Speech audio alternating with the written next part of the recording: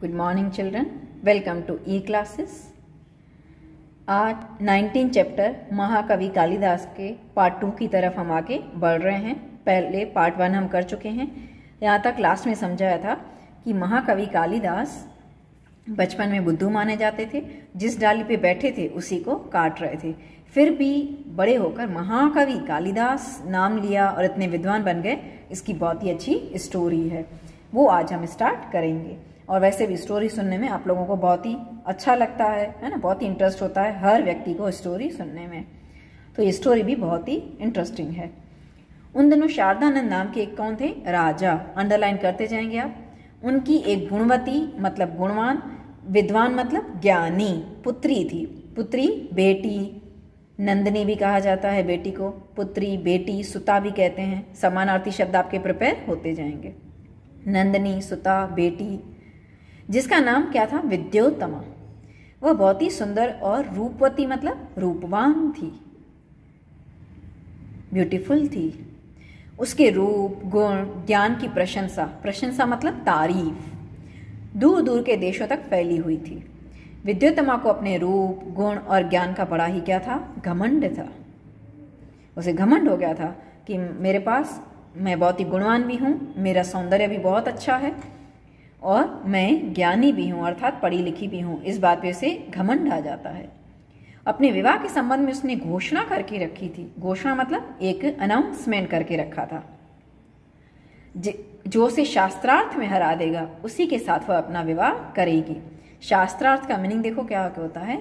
शास्त्र संबंधी की जाने वाली चर्चा। चर्चा मतलब एक प्रकार की बहस करना, डिस्कशन करना, उसे कहते हैं शास्त्रार्थ।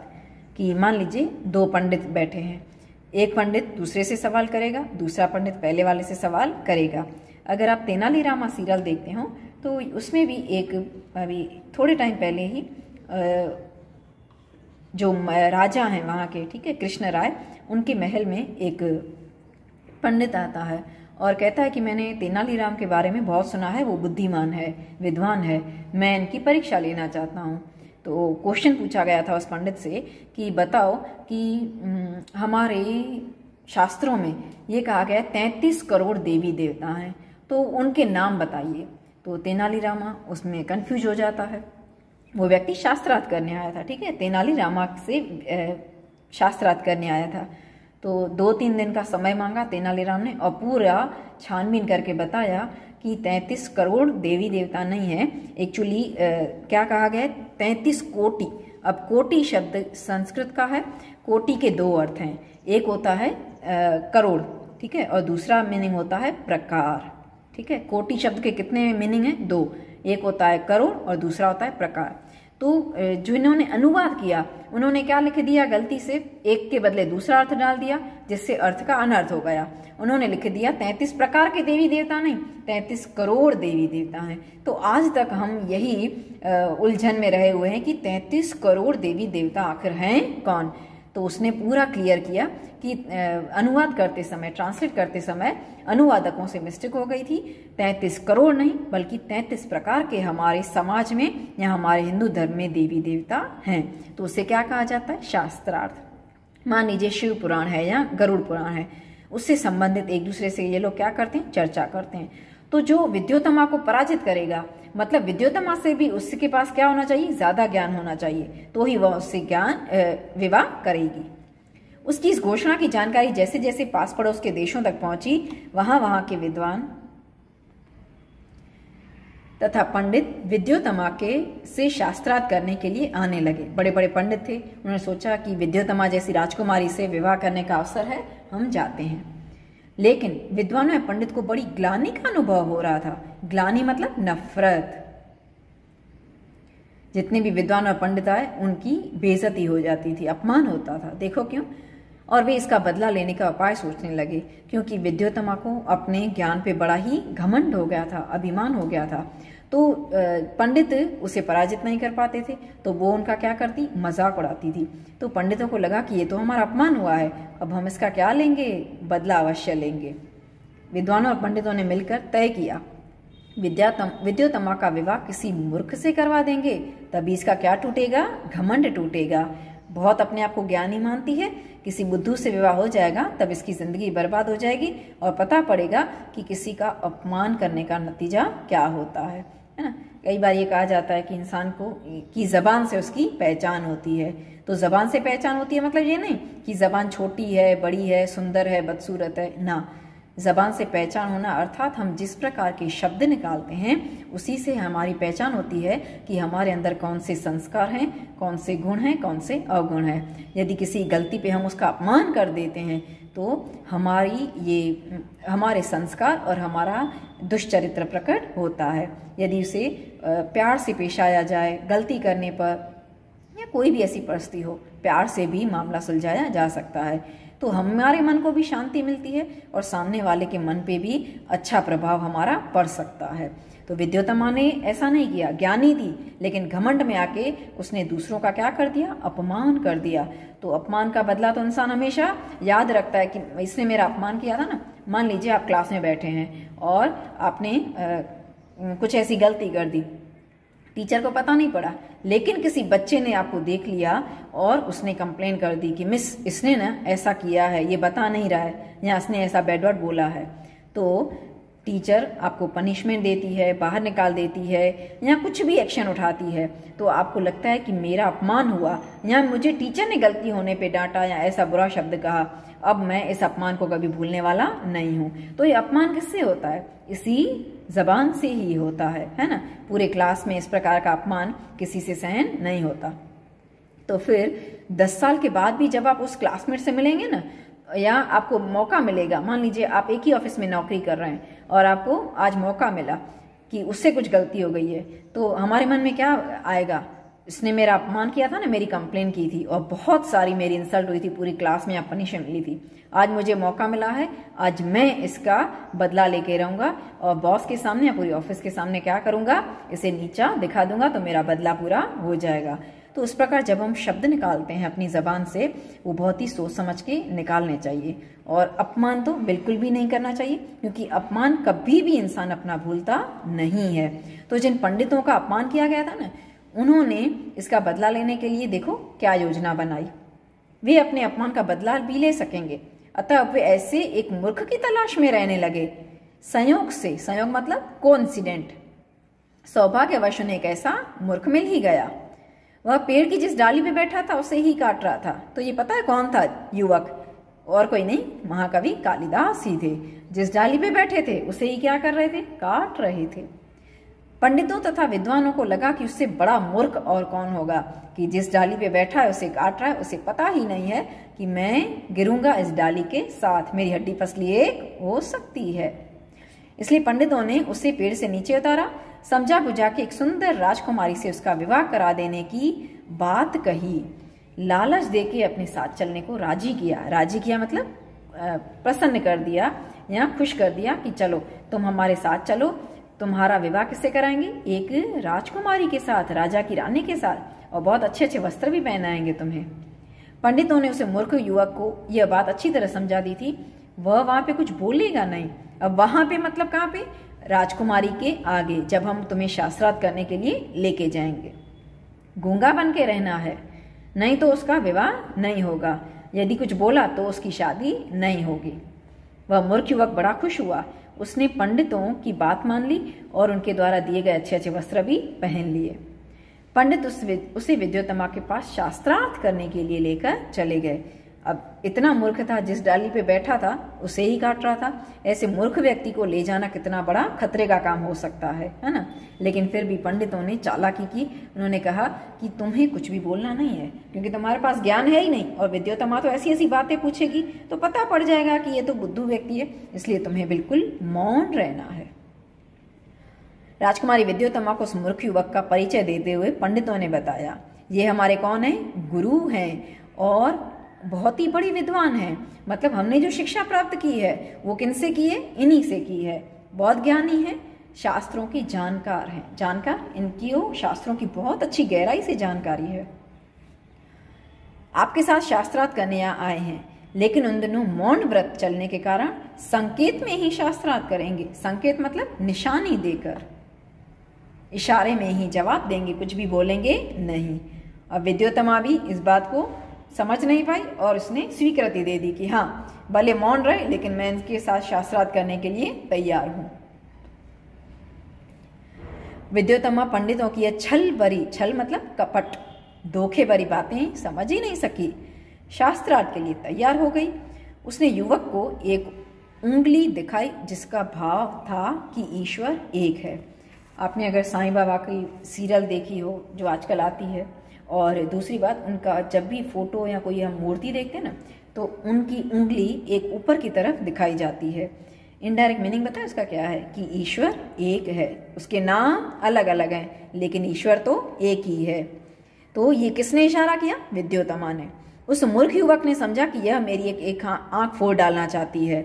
उसने 2 उंगलियां दिखाते हुए उसकी दोनों आंखें फोड़ डालने का संकेत किया। कहा तुम मेरी एक आंख फोड़ोगी, मैं तुम्हारी दोनों आंखें फोड़ दूंगा या तोड़ मरोड़ दूंगा। पंडितों ने इस संकेत का अर्थ विद्योत्तमा को समझाते हुए कहा, आपके प्रश्न के उत्तर में हमारे गुरुजी का कहना है कि ईश्वर और जीव 2 हैं। ईश्वर अर्थात भगवान और जीव मनुष्य या आत्मा भी कह सकते हैं। एक है आत्मा, दूसरा है परमात्मा। तो हर आत्मा के अंदर कौन निवास करती है? परमात्मा। वही एक ईश्वर उसके अंदर निवास करता है।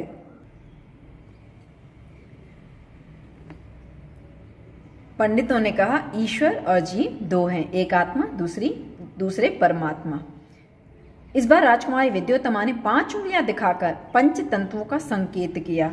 उसने 5 उंगलियां दिखाई। पंच तत्व का मीनिंग देखिए क्या होता है। हमारा शरीर जो है, ये दुनिया जो है पंच तत्वों से मिलकर बनी है। यदि इनमें से एक भी ना हो ना तो हम जीवित रह नहीं सकते। उन पंच महाभूत तत्वों में देखो कौन है? अग्नि है ना, आग। दूसरा है जल, जिससे पीकर हम जीवित रह सकते हैं। पृथ्वी धरती। क्या हम कल्पना भी कर सकते हैं कि ये पृथ्वी नहीं होती तो हम इस धरती पे या इस दुनिया में रह सकते हैं? जन्म तक नहीं ले सकते थे। आकाश, जो बादलों का समूह है और हमें जल प्रदान करता है। 5 आकाश, भूमि, जल, अग्नि और वायु। वायु मतलब ऑक्सीजन। इन 5 तत्वों में एक भी न हो, मान लीजिए जल न हो, बाकी सब चीजें हैं, तो हम जीवित नहीं रह सकते। तो ये शरीर, ये दुनिया किसके आधार पे चलती है? 5 महाभूत तत्वों के बल पर। उसने इशारा किया कि 5 महाभूत तत्व 5 उंगलियों से। उस मूर्ख युवक ने क्या समझा? मेरे मुंह पे तमाचा मारने का संकेत कर रही है। संकेत मतलब इशारा कर रही है कि मैं तुझे तमाचा मारूंगी। उसने मुट्ठी बांधकर तमाचे का जवाब घूंसे से देने का संकेत किया। घूंसा देना मतलब मुक्का मारना।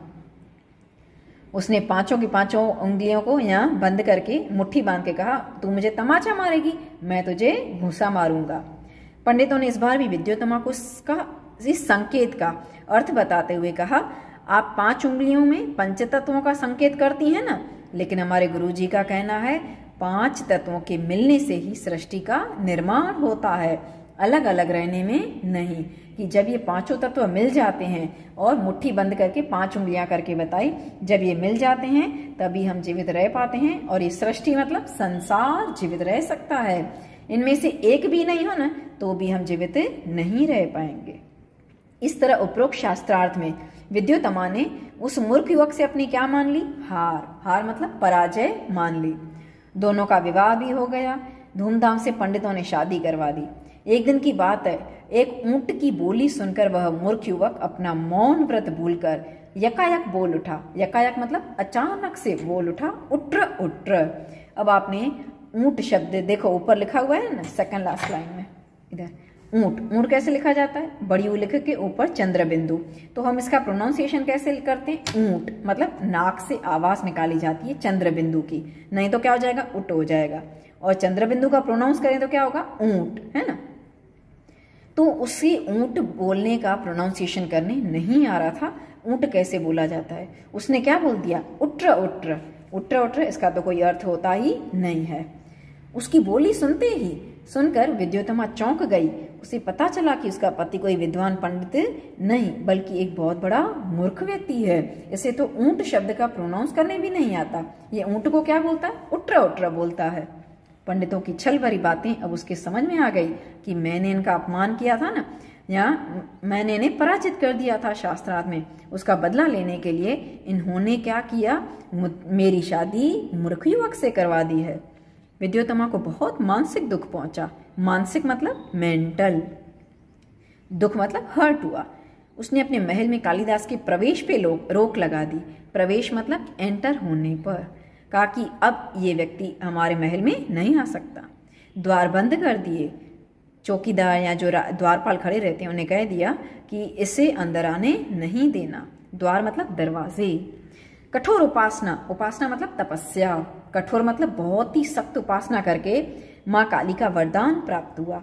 उसे काली का दास होने के कारण कालिदास नाम प्राप्त हुआ। काली का दास मतलब नौकर। दास का मीनिंग एक होता है नौकर, यहाँ पे इनडायरेक्ट मीनिंग क्या लेना है, भक्त।